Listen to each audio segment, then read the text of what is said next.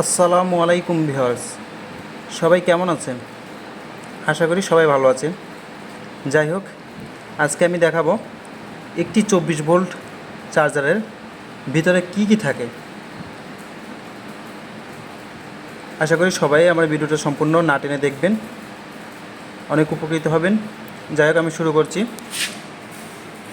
প্রথমে একটি চার্জারে দুটি মিটার থাকে। একটি হলো ভোল্টমিটার, এটা হচ্ছে সেটা ভোল্টমিটার। যখন ব্যাটারি চার্জ দেওয়া হয় তখন ব্যাটারিটি কত ভোল্ট নিচ্ছে সেটা দেখানো হয়। এবং পাশেরটা হচ্ছে কি অ্যামিটার, যেটা কিনা যখন ব্যাটারি চার্জ দেওয়া হয় তখন কত কারেন্ট নিচ্ছে সেটা এখানে দেখানো হয়।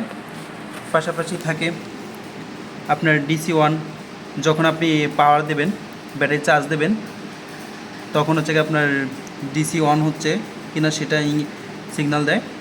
পাশাপাশি থাকে ফ্লট বুস্ট হলে গিয়ে আপনার অনেকটা গতিতে চার্জ হয়।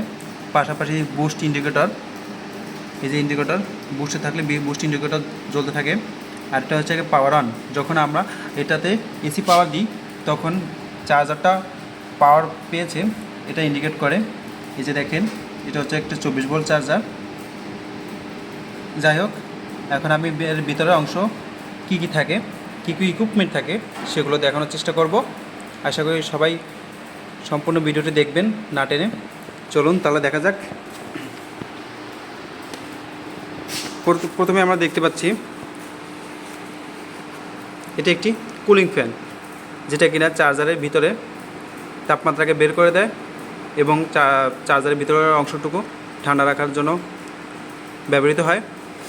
পাশে থাকে একটি circuit breaker, protection circuit breaker. এটা দিয়ে আমরা অন অফ করতে পারি চার্জারটিকে। এই যে দেখেন, 20 এম্পিয়ারের একটি সার্কিট ব্রেকার। তারপরে দেখা যাচ্ছে থাকে এটি ট্রান্সফরমার।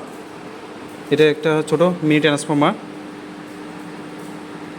যার মাধ্যমে ভোল্টেজ ডাউন করা হয় এবং ডিসি তৈরি করা হয়। পাশাপাশি থাকে অ্যামিটারের ইনপুট এবং আউটপুট টার্মিনালগুলো। অ্যামিটারের ইনপুট টার্মিনাল, আউটপুট টার্মিনাল।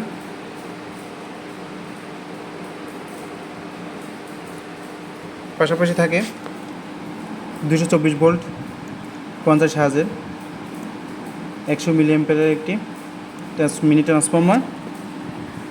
এই যে দেখতে পাচ্ছেন, এ হচ্ছে গিয়ে একটি 24 ভোল্ট চার্জারের ভিতরের অংশগুলো।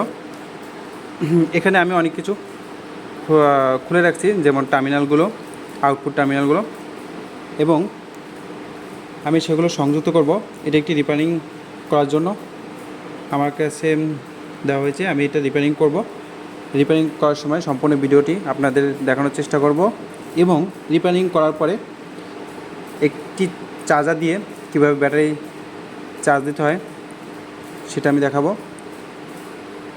আপনি এই 24 ভোল্ট চার্জার দিয়ে, এই যে দেখেন, এটা একটি হচ্ছে 24 ভোল্ট চার্জার। এই 24 ভোল্ট চার্জার দিয়ে আপনি দুটো 12 ভোল্টের 12 ভোল্টের ব্যাটারি চার্জ দিতে পারবেন সিরিজ সংযোগ করে।